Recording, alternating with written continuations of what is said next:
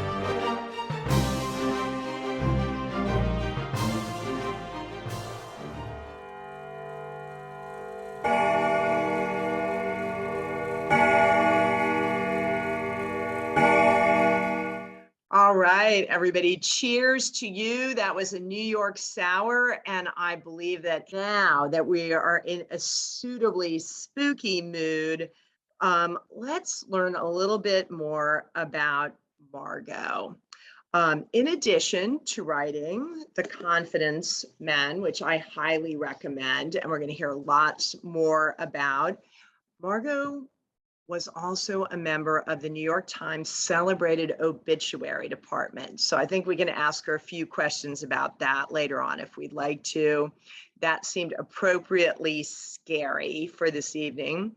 She's also the author of 3 previous books, including The Riddle of the Labyrinth, The Quest to Crack an Ancient Code. So Margot's going to do a very interesting presentation on the World War I jailbreak story. And then, as always, we welcome your questions. Now I'm going to welcome Margot, and I'm going to say cheers to her. Hi, Margot. Cheers. Cheers to you. Thank you, Amanda. And thank you, everyone, so much for coming. So we have a lovely hour to spend together. And as I'm getting our PowerPoint up and running, I will tell you briefly how our time together will be structured. I'm going to start with just a minute or two of background to contextualize this real life story of deception, valor, and escape. That I'll follow with about a 5-minute reading from The Confidence Men so you can get a sense of how this early 20th century story translates to the early 21st century printed page. After that, I'll talk for 35 minutes or so about this mind-bending caper. And after that, as Amanda said, we will throw the electronic floor open to your questions.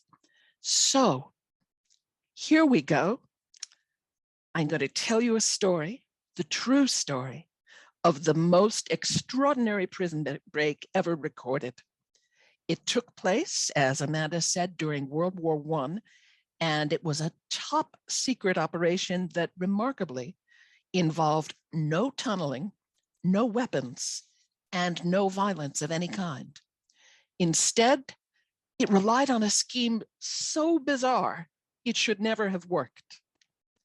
In the spring of 1918, two captured British officers escaped from an isolated Turkish prison camp by means of a Ouija board. Yet that scheme, which took the form of an ingeniously planned, daringly executed confidence game played out over more than a year, was exactly the method by which our two young captives, Elias Henry Jones and Cedric Waters Hill, sprang themselves from Yozgad, a prisoner of war camp high in the mountains of Anatolia. Their odyssey is one of the only examples we have of a con game being used for good instead of ill. But on its face, the plan looked like the product of some kind of deranged fever dream. Using a handmade Ouija board, Jones and Hill would regale their Ottoman captors with a tale seemingly channeled from the spirit world, designed to make them wild to lead the two prisoners straight out of Yozgad. The con game also required our heroes to simulate mental illness, stage a fake double suicide that came terrifyingly close to turning real, and spend 6 months in a Turkish insane asylum, an ordeal that drove them to the edge of actual madness. And yet, after all that, they won their freedom. And in writing The Confidence Men, I've had the immense privilege of explaining exactly how it was that they were able to do so. The story is a tale of intrigue, mortal danger, mind control, magic, and even a ghost or two. So I'd like to read to you now from the introduction to The Confidence Men. It's titled A Wraith at the Top of the Stairs. The men huddled in the passageway in the flickering candlelight. Some were wrapped in blankets against the Anatolian winter. Others wore pajamas. Still others were dressed in British military uniforms, very nearly the only clothing they had. The passage in which they gathered each night, at the top of a dark staircase in a drafty old house, was their de facto sitting room. The house had once been a private home, but the family who lived there had been murdered more than a year before. Since the summer of 1916, when the men were remanded here, this house, with its woeful food, furniture, space, and sanitation, had been their only home. Merely to reach it, they had withstood battle, capture, and for many, a 2-month forced march through desert and over mountains on which scores of men would die.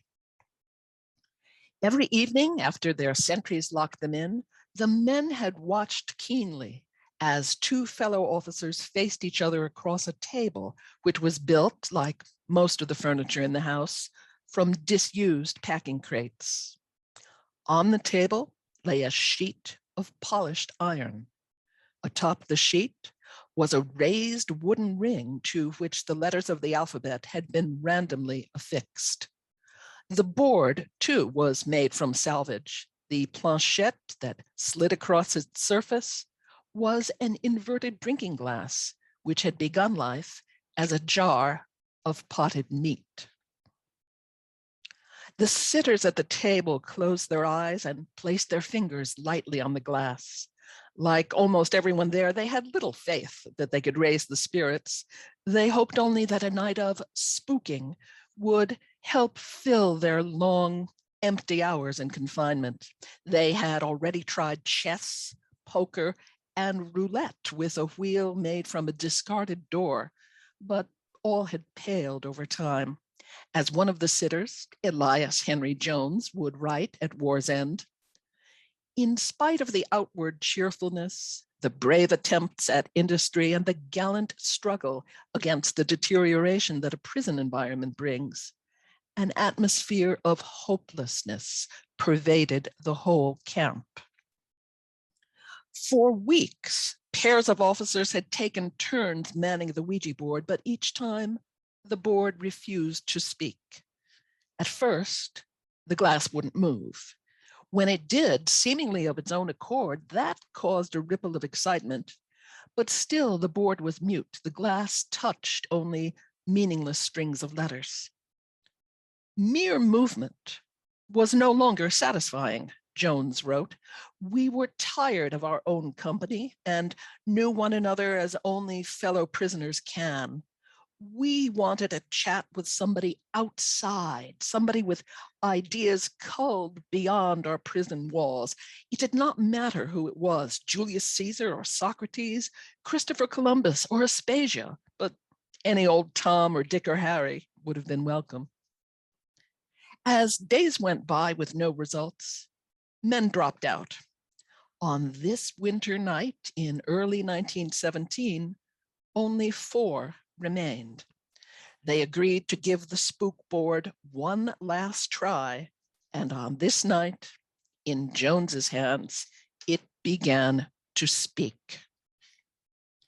For the last time, Jones's companion, William O'Farrell, intoned, addressing the board, "Who are you?" "S," the board replied. "ALLY. A ghost and a woman, and a most welcome spirit Sally proved to be, teasing, cajoling, and flirting as the glass spelled out her every word.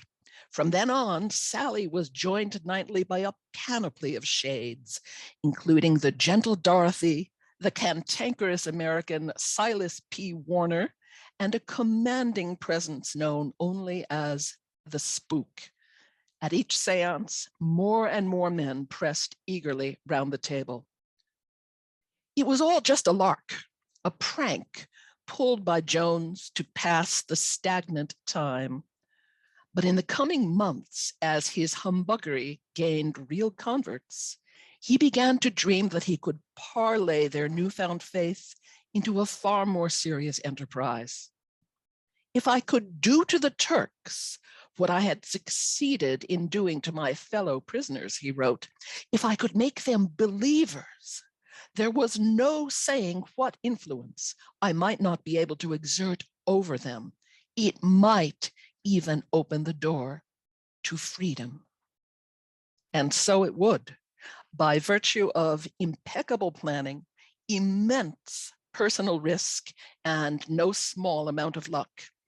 Had Jones not possessed a stellar visual memory, had Cedric Hill, who would become his confederate, not been a sleight of hand artist of uncommon prowess, had both men not had a keen aptitude for secret codes, and had they not managed to con their way out of a catastrophic turn of fate that threatened to capsize the entire scheme, they would never have gained their freedom and might well have forfeited their lives. Above all, had any of Jones's fellow prisoners taken the trouble to notice his left thumb, the plan would have been over before it began. Thus ends our introduction. Jones and Hill's con game, worked meticulously on their Ottoman captors, was an elaborate piece of participatory theater entailing candlelit seances, magical illusions, and a hunt for buried treasure with clues that appeared to have been planted by ghosts. If everything went according to plan, the camp's iron-fisted commandant would gleefully escort the prisoners along their escape route, and the Ottoman government would pay their travel expenses. If their hoax was discovered, it would mean a bullet in the back for each of them. As Eric Williams, who wrote the celebrated World War II escape memoir, The Wooden Horse, would observe, for sheer ingenuity, persistence, and skill, Jones and Hill's hoax has become the classic of escape by strategy, as opposed to escape by tactics. In fact, it would have been impossible to use conventional tactics to escape from Yozgad because the camp was considered escape-proof, so much so that there was actually no barbed wire around it. The town of Yozgad, in which the prison camp was set, was 4,000 feet above sea level, with jagged mountains surrounding the camp and the Anatolian desert beyond. In 1916, when Jones and Hill were remanded there, the nearest railway station was Angora, present-day Ankara, 5 days arduous journey by horse and cart over this desolate, brutal terrain. If a prisoner did somehow manage to get out, he would have to contend with the cutthroat brigands, believed to number in the hundreds of thousands, who roamed the surrounding countryside. There were myriad stories about POWs who had fled other Turkish prison camps, being set upon by brigands and immediately begging the nearest Ottoman official they could find to take them back. But for the 100 British officers interned at Yozgad, there was something else that precluded escape even more forcibly. On orders of the camp commandant, an escape attempt by any one prisoner would bring down severe reprisals, including lockdown, solitary confinement, and even execution on the men who remained behind. So, mindful of the welfare of their fellow captors, the prisoners swore to one another that they would not flee. Yet some, including Jones and Hill, dreamed of liberty. The question was how to attain it without compromising their countrymen. Had it not been for the war, our two young heroes almost certainly would never have met, for they couldn't have come from more different backgrounds. Jones, an artilleryman born in Wales, was the Oxford-educated son of a British lord. Hill, an Australian flyer, had been a mechanic on a sheep station in Queensland, but in pain, hunger, loneliness, and isolation, they formed a powerful alliance that very likely saved both of their lives. I first came across Jones and Hill's story a couple of years ago in the most satisfying way possible, thumbing through a dusty, long out of print book, looking for something else entirely. At the time, I was thinking of writing a book about pathological imposters, people like the Catch Me If You Can guy, or Ferdinand Damara, who was played by Tony Curtis in the mid-century movie The Great Imposter. The volume I was poring over for inspiration, and I suspect it's known to many of you, was Alexander Klein's wonderful anthology, Grand Deception, published in 1955 and full of essays on all kinds of delicious cons, impostures, and swindles. But what caught my eye was an essay by Jones with the most tantalizing title I have ever seen on a work of nonfiction, The Invisible Accomplice. Now, how could I not stop and read that? Jones's essay, originally published in the 1930s, reprised his escapade in brief, and it led me, in turn, back to his book-length memoir, The Road to Endor, originally published in 1919. His title invokes the biblical witch of Endor, who conjured the spirits of the dead. Now, Jones had intended this memoir to be a cautionary tale about how incredibly easy it is to become a spiritualist charlatan, a type of war profiteer that sadly flourished in that era to wring dividends from Gold Star families desperate to contact fallen loved ones. For in order to have even a chance of escaping from Yozgad, spiritualist charlatans were exactly what Jones and Hill would have to become. Long after I finished Jones's memoir, two things haunted me. The first was that this astounding story, which is rife with cunning, danger, and moments of high farce that rival anything in Catch-22, had somehow slipped into a crevice in history, where it languished unknown by most people today. The second thing that haunted me was that Jones's tale had at its center a continuing mystery. His hoax is indeed a spectacular example of escape by strategy. But how in the world was this preposterous strategy, escape via Ouija board, actually able to succeed? Jones's memoir dwells in great detail on how his con game worked, describing a web of planning, rehearsal, and performance. But there is much less analysis of why it worked. The precise ingredients of the psychological cocktail, appropriate for tonight, that let him transform his captors, as he wrote, into clay in the potter's hands. I wanted to know more than anything exactly what the ingredients of that cocktail were. Hill also wrote a memoir, The Spook and the Commandant, published posthumously in 1975, but it too favors exposition over explanation. Happily, I had the benefit of 100 years of hindsight with all of its attendant developments in psychology to help answer the two crucial questions that lie at the heart of the confidence men. First, exactly how does a master manipulator create and sustain faith?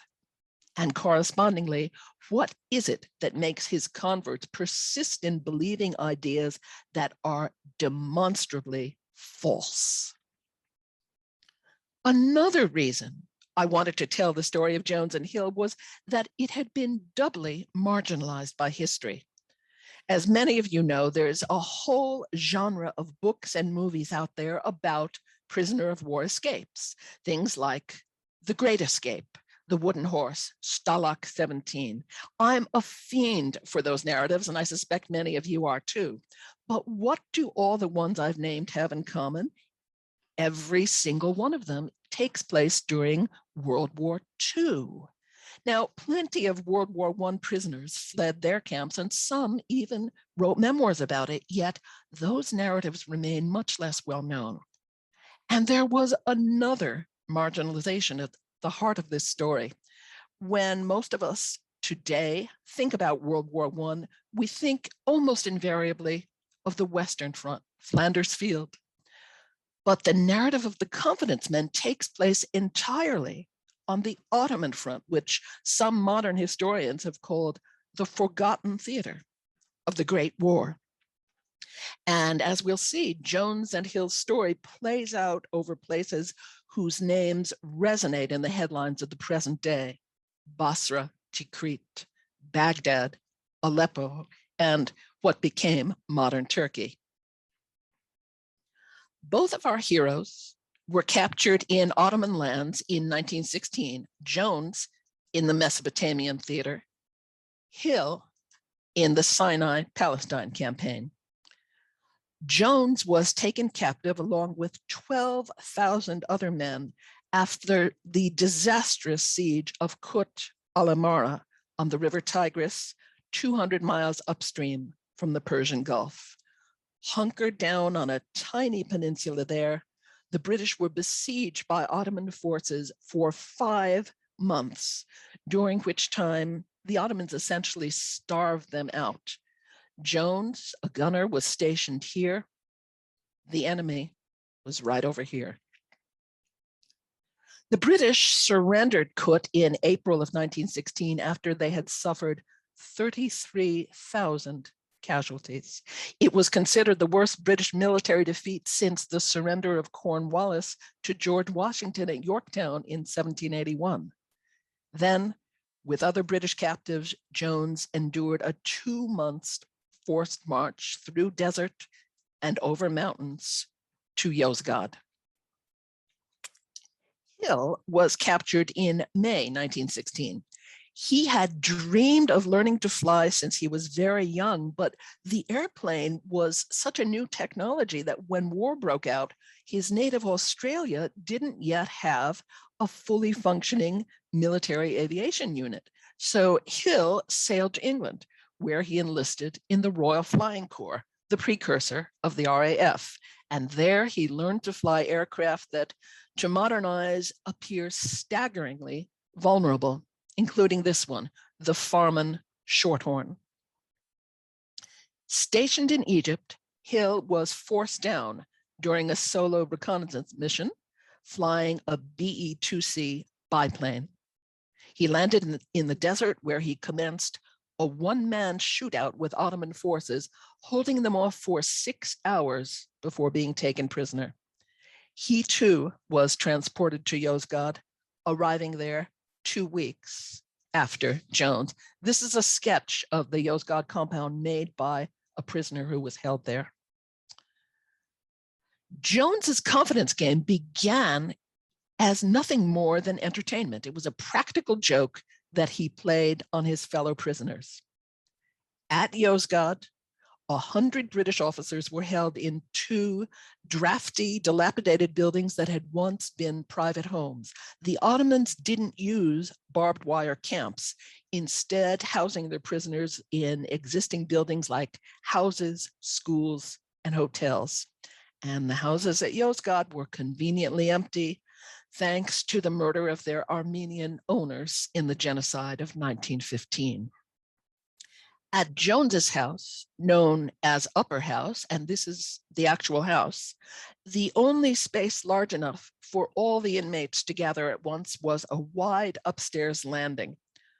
Night after night, after their guards locked them in, they came together there to try to find something, anything that would relieve the crushing boredom of captivity. After poker, chess, and roulette had had their day, they held evening lectures with prisoners discoursing on topics from their civilian lives like beekeeping, tea planting, and wireless telegraphy. They taught one another continuing education classes in a host of subjects, including mathematics and foreign languages. But none of these diversions could relieve the monotony of captivity for very long. As the months crept by, with no end to the war in sight, the prisoners increasingly courted the psychological malady that would soon be named barbed wire disease.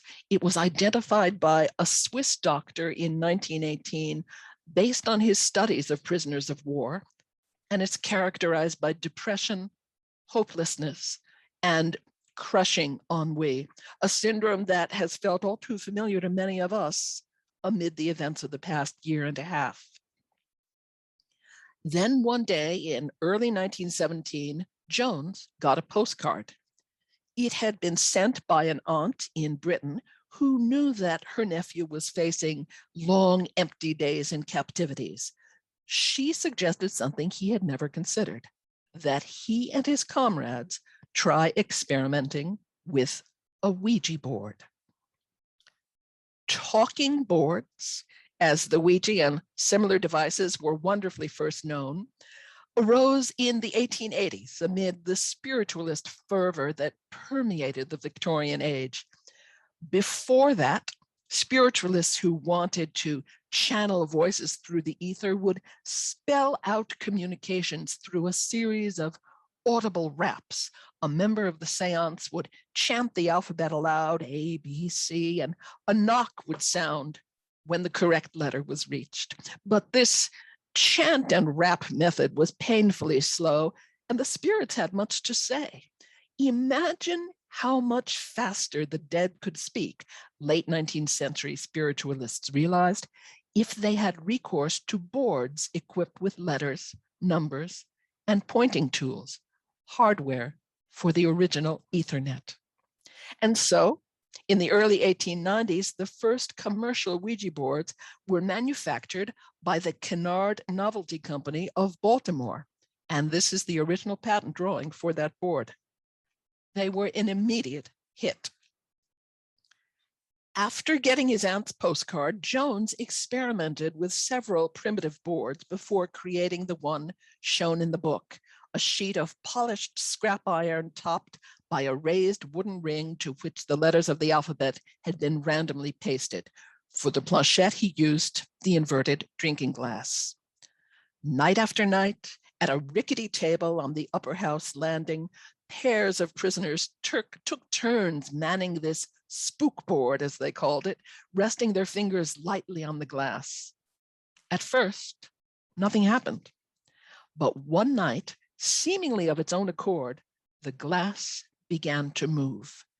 In a memoir written after the war, one of the officers interned there, Major Edward Sands, recalled what happened the night he sat down at the board.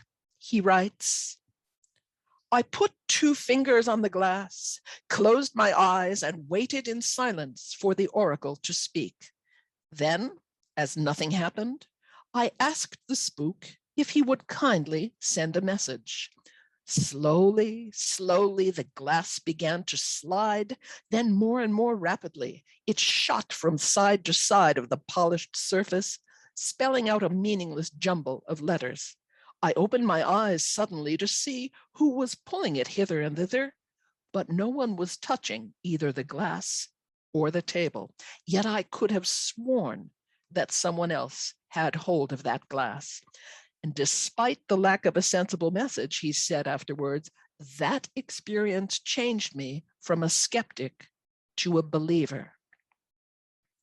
So what made the planchette move seemingly on its own? It's something I'd wondered about since I was a kid, when I played around with the mass-produced Ouija boards that you could buy in any dime store. The answer has to do with an unconscious phenomenon known as motor automatism, first identified by an English physiologist in 1852. "The state in question," he wrote, "is essentially one of reverie, in which the voluntary control over the current of thought is entirely suspended, the individual being, for the time, so to speak, a mere thinking automaton." Now, motor automatism can result from the altered consciousness that someone attending a seance or a religious rite can experience. It's what makes his hands move, and with them a planchette, a divining rod, or another lightly held object, without his being aware of having directed them. So the result for the spiritually minded is the sensation that the object is being controlled by some unseen external force. Now, one of the things that most delighted me in the course of researching this book was discovering who got to make a cameo appearance at this very point. A great pleasure in writing historical nonfiction comes in discovering the real-life actors who wind up playing bit parts in one's narrative. The Confidence Men features cameos by the likes of Lawrence of Arabia, Mark Twain, but the section dealing with motor automatism has my favorite cameo of all, by none other than Gertrude Stein. As an undergraduate at Radcliffe, Gertrude Stein was a student of the distinguished psychologist William James, and her first published writing was an 1895 monograph reporting on her experiments with motor automatism. In the course of those experiments, she trained herself to enter this state of reverie and produce automatic writing of her own. And the truly wonderful thing about that writing, "this long time when he did this best time, and he could thus have been bound," etc., is that it sounds like nothing so much as the early 20th century experimental prose of Gertrude Stein. At Yozgad, the prisoners' own experiments weren't going nearly so well. Though they manned their Ouija board for weeks on end, it still produced only meaningless jumbles of letters. One by one, men dropped out until in early 1917, only Jones and 3 fellow officers remained. As Jones looked around the table that night, he could see, he said, that disappointment was written on every face. Success had seemed so near, he wrote, And we had labored so hard. Was this to end as so many of our efforts at amusement had ended in utter boredom? Jones placed his fingers on the upturned glass, and as he did, the devil of mischief that is in every Celt whispered to me, he said. He closed his eyes, the glass began to move, and presto, Sally appeared. To his fellow prisoners' delight, Sally turned out to be a very saucy wench indeed. Sally was soon joined by a spate of spirits, Dorothy, the Yankee crosspatch Silas P. Warner, and what would prove to be the most powerful ghost of all, the spook. Each night in Upper House, eager prisoners gathered round the board as one of them, pencil and paper in hand, noted down its every word. Now, Jones intended to come clean and tell his countrymen that he had guided the glass himself. He had a superb visual memory and had long since internalized the positions of all the letters.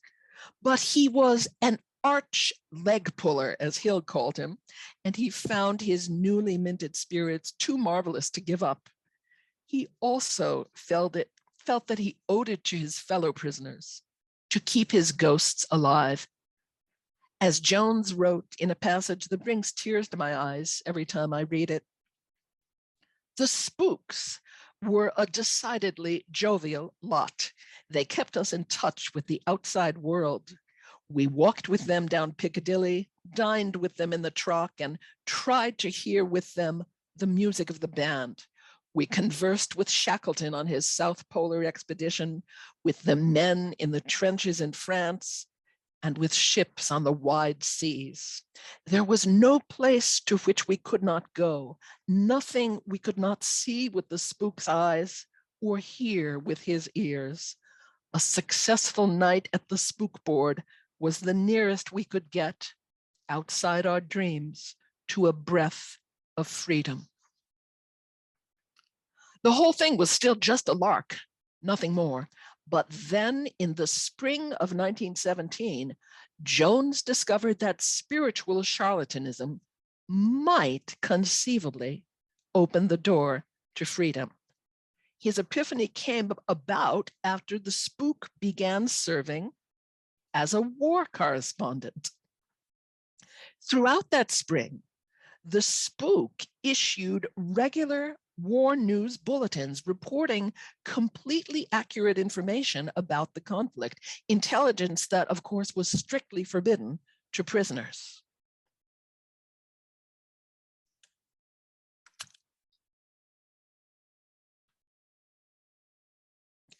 The source of these reports, the Ouija board maintained, was the ample military gossip that suffuses the spirit world. Its actual source were the many coded letters that the captors were exchanging with their families in Britain.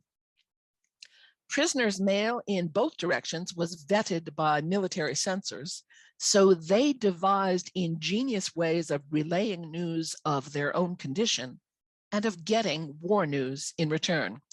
I want you to take a look at the text of this innocent-seeming postcard that Jones once sent to his wife. It appears to be a simple request for a care package, but it is much more than that. The key word is this one, and my apologies to any Welsh speakers in the house. It's pronounced something like Darchlenwch.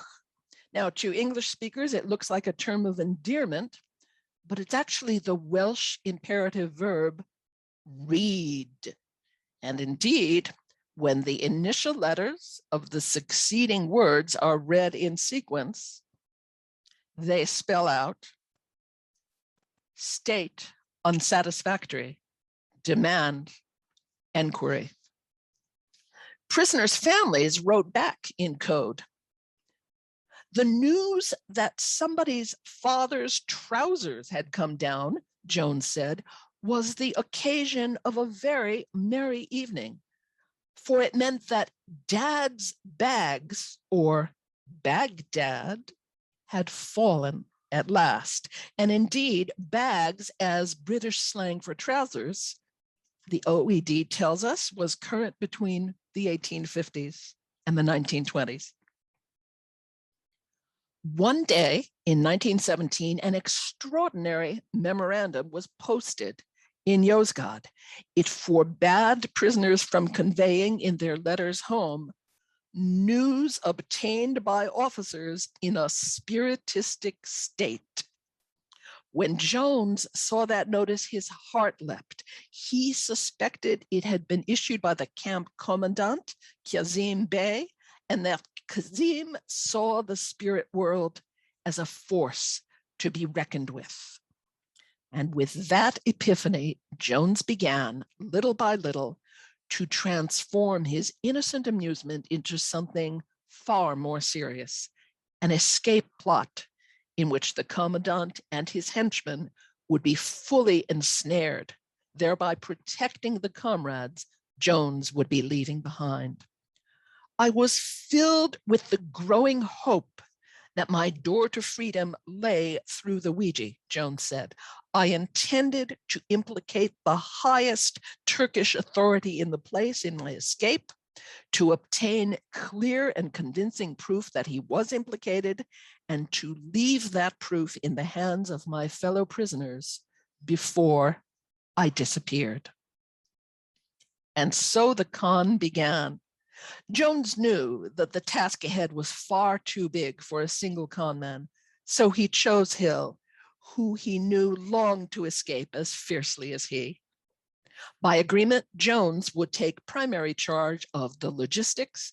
Hill, who had brilliant manual dexterity, would handle the mechanical engineering.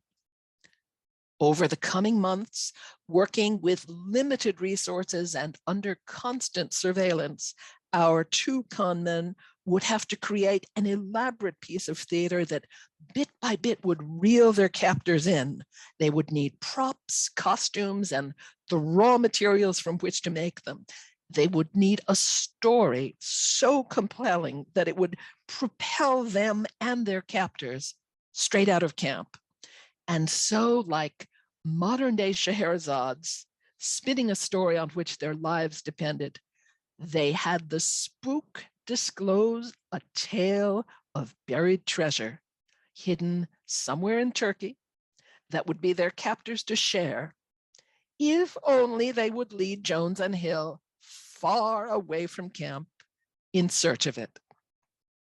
During the spring of 1917, Jones and Hill covertly seeded the countryside around Yozgad with cryptic clues seemingly planted by ghosts, and they led their captors on hunts to dig them up.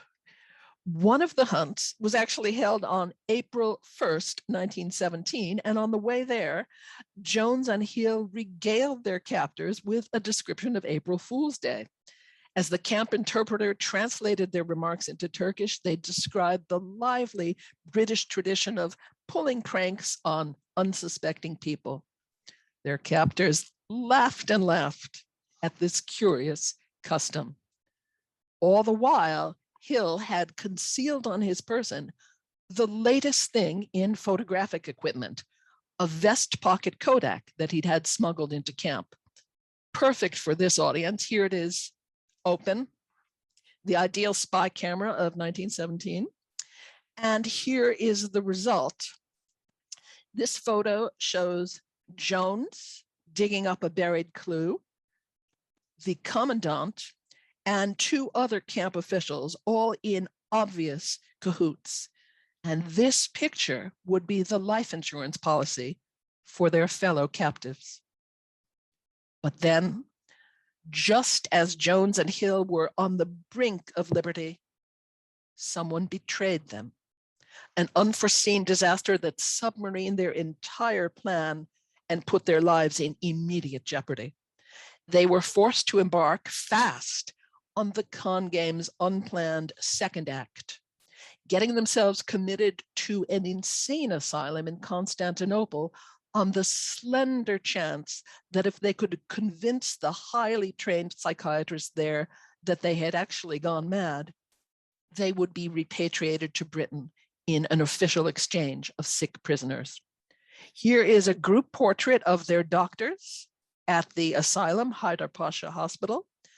And here is a drawing done by Hill to Jones's specifications of the mad machine with which Jones, as part of his Madman Act, said he planned to uproot the British Isles. There is more, so much more to this story. There isn't time tonight for me to tell you how Jones's serving of an innocuous cup of cocoa convinced the aloof, wary commandant of the spook's terrifying power, or about the magic letter on which secret writing blossomed out of thin air, or the time Jones sent his family a postcard that was entirely blank, but whose curious address contained a hidden message, about the wonderfully comic figure of the camp interpreter, known to prisoners as the Pimple, who gives the book moments of unreconstructed hilarity, or about what Jones and Hill wound up doing after the war. This is a clip from an Australian paper, 1930, where Hill almost succeeds in breaking the solo flight record from England to Australia, which then stood at 15 days. This is actually a suitcase belonging to Hill, who went on to a distinguished career in the RAF with this. This is from the 30s with that wonderful deco monogram, which I now own. But above all, there isn't time for me to share with you the answer to the question that haunted me when I first read Jones's memoir that day, the ingredients of the psychological cocktail that allowed one of the most ingenious escape plans ever conceived actually to work. The full recipe is revealed in the book. I won't put it in the chat, but it's in the book. But I will tell you now that it centers on topics as seemingly dissimilar as stage magic, military brainwashing, TV commercials, and political demagoguery, which turn out to be not so dissimilar after all, and which also turn out to be incredibly revealing, not only of the early 20th century, but also of the early 21st. Now, I could tell you now exactly how it all worked, but that would be cheating. And unlike our two remarkable heroes, I am no trickster. And so, my friends, instead, I bid you all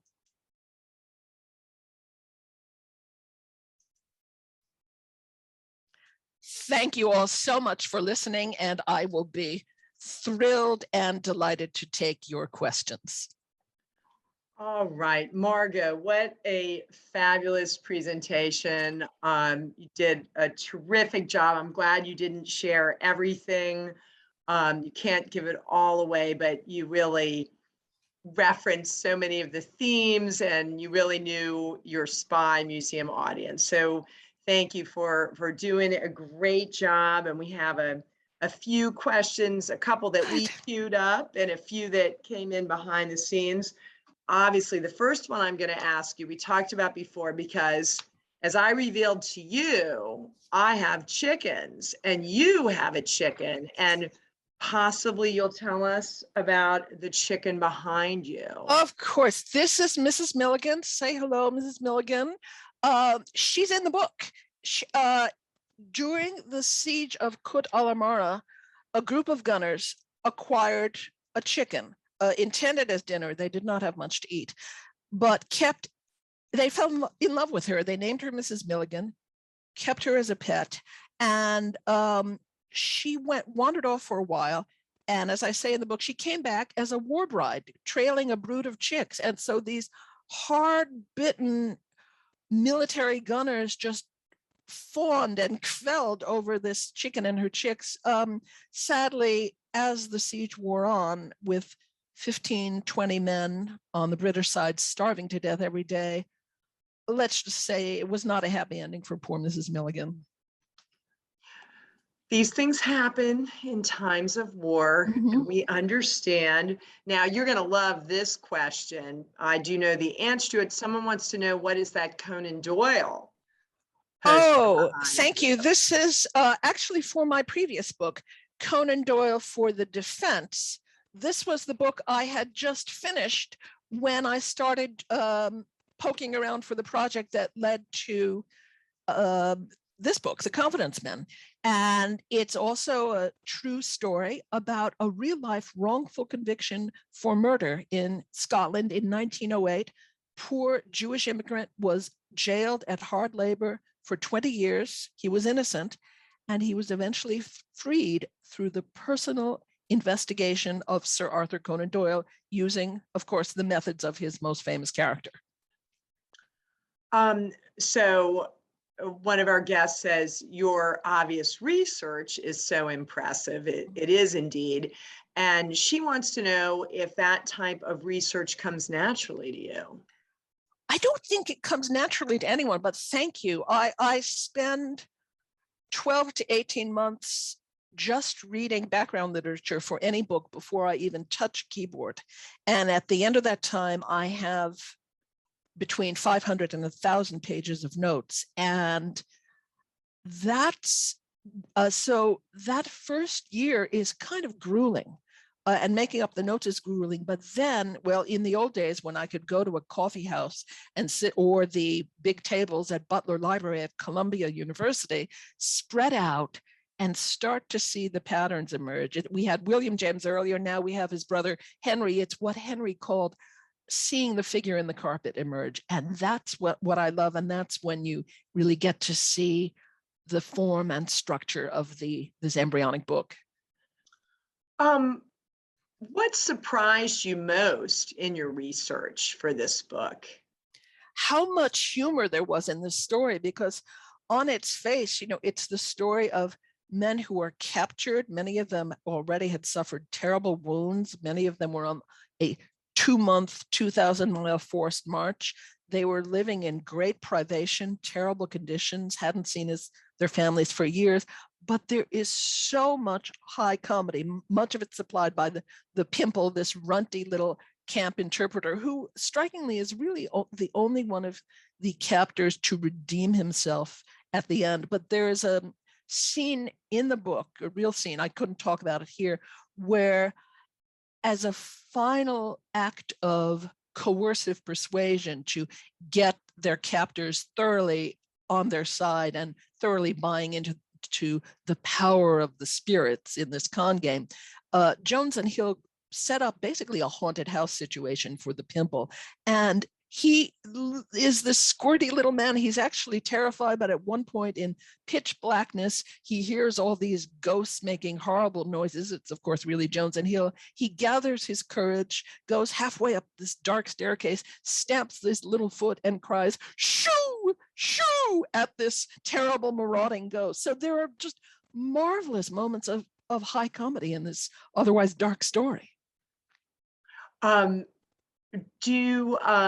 This was great. I was wondering about this. How did these folks come up with the codes that they were using on the postcards? Were those prearranged, or did they just hope family and friends would figure it out? Well, Jones, I think every family did it differently, and I suspect it was ad hoc, because when you go off to war, you don't want to contemplate either two things, either that you don't come back at all or that you are captured. So I don't know that I've never seen anything in the literature to suggest they were worked out in advance, but a lot of these guys were really smart. Their families were smart, and Jones was quite fluent in Welsh. His father was Welsh. He had spent his early childhood in Welsh. His wife was also Welsh. They were actually childhood sweethearts. And so he used a lot of Welsh words as this kind of running subtext, as in the example I showed, where it would go right by an English speaker, it would go right by any military censor, but having that imperative verb read immediately told his wife there's a code coming up. That is really cool. Yeah. How long were Jones and Hill in captivity?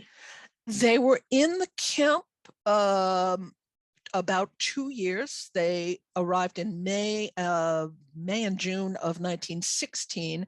And when their whole plan blew up in their faces because of unexpected betrayal. I guess betrayals are usually unexpected.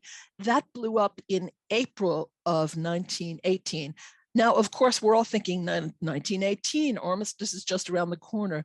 They had no way of knowing. And they, as Jones was very articulate about that. He says, for all we knew, the war was going to drag on for years more. And so in April of 1918, they, through a number of wonderful, hilarious ruses where they're faking, faking madmen's behavior and letting their persons and their bedrooms go. As I say in the book, take the most egregious teenage boy's bedroom, and ratchet the disorder up 100 times. And that's what they made their little stage set look like. It was enough to get them dispatched to an insane asylum in Constantinople, but they were held there because under constant suspicion of malingering. They were held there and tested in all kinds of painful, difficult ways for 6 months. So they didn't actually get certified as madmen and released to be repatriated until October of 1918. And of course, the armistice of Mudros, which ended the war with the Ottoman Empire, it's very timely for our Halloween program. It was concluded on October 30th and went into force on October 31st. So ironically, this 2-year-long scheme only bought them a couple of weeks. They got home ahead of the other captives only a few weeks, but it gave them something to live for. It seems so exciting, and I love that he was entertaining their fellow POWs. That was very, and I like that he was such a leg puller. That really is. He was indeed. Were folks want to know, so were they free to wander around since they were burying things? And were Turkish prisons better or worse than other countries' prisoner of war camps or encampments? Well, not being a historian, I can't speak to that, but they were certainly different because, again, all of us who've grown up on these World War II movies are used to the, German barbed wire prison camps with barracks. And there was none of this. I worked with a wonderful historian of the Ottoman Empire in World War I, who is himself Turkish. He's at the University of Richmond, actually, Ouija-enabled, and he was the one who explained to me the Ottomans didn't use barbed wire camps, and tragically, because there was a big Armenian population in and around Yozgad, they'd all been exterminated or driven out of their homes in 1915. So there were all of these empty Armenian houses in which to house their POWs. So they were certainly different in that sense, and the conditions in the houses were not good. The houses had been allowed to fall to ruins. There were, rain poured through the roof every time it rained. It was either too cold or too hot, not enough food, horrible sanitation, which I will spare you the details of, but you can imagine.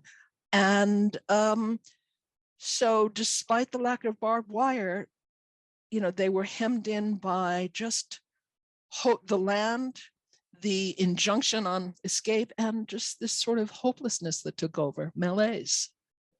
I want everyone to know we're going to run over just a couple minutes. I know folks are anxious to maybe eat something as well as drink. But I want to ask one more question about Jones and Hill, and then I will ask you an obituary question. So as you mentioned, you said to me earlier, my guys are kind of cute. Who do you imagine would play Jones and Hill in a movie of this story? Because we sure hope that now we're going to get a World War I escape movie because of your book. Well, I've had a very enjoyable summer fielding option inquiries from 6 or 8 different Hollywood producers. So although nothing has been signed and sealed yet, I'm hoping by the end of the year there will be an option in place. The previous book, the Conan Doyle story, was indeed optioned, and that film is underway. So a number of people have been broidered about for the 2 leads. The one I remember a producer suggesting for Jones is Cillian Murphy, the Peaky Blinders guy. He's an Irishman, but I think he could be Welsh. And for Hill, maybe Hugh Jackman, although I think the ages may be wrong. Yeah. Jones was in his mid-30s and Hill in his late 20s. But yeah, they are very, very juicy parts for a British and Australian actor. Yeah.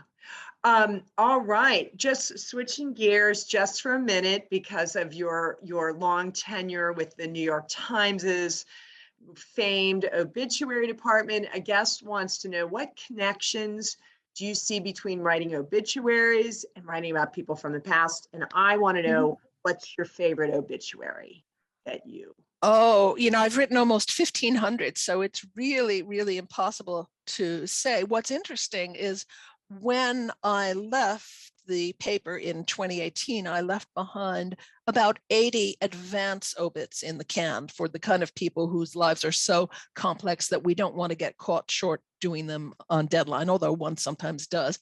And so I've still continued to have a number of bylines over the years. When they run, of course, is totally in the lap of the gods. Although, interestingly, there is one in the paper today of one of these wonderful sort of unsung heroines, a woman named Ruthie Thompson, who worked behind the scenes in this sort of women's department of Walt Disney, sort of making sure everything that the animators did actually worked on screen. She was, she was one of the people who colored in all of the outlines of these Disney characters and so on. She was there for 40 years, largely unsung, but absolutely essential to the product. To the viewer's question, to my great pleasure, writing an obit or probably any kind of news feature story is sort of writing a book in microcosm, because all of those same heuristic, step-by-step, pedagogical, if you will, elements have to be there.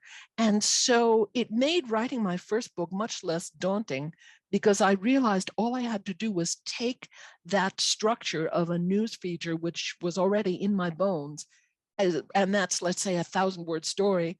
You grid that up 100 times and presto, you have a book. Now, it's much easier to say than it is to do, but that's what gives you a start. Well, Margot, I think Hannah and I both read the obituary today. We were texting each other. It has been incredible to have you with us. You've really given us quite a lot to chew on this Halloween season, and it just is such a great book. And I know we've dropped in the links. Please buy it and enjoy it and read it. There are so many, the footnotes are just so fun to go through. There's so much there. It's been an incredible event to have you here tonight. Our next program is tomorrow evening at 6:30 p.m. We'll be focusing on the Cold War.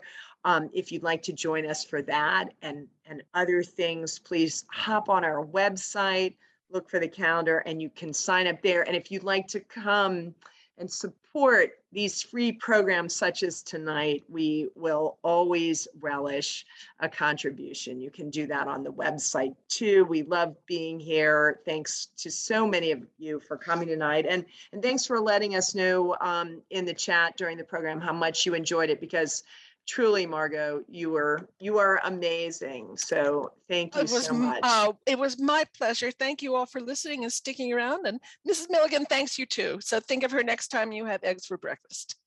We will. All right, everyone, take care and have a happy Halloween. Bye all. Thank you.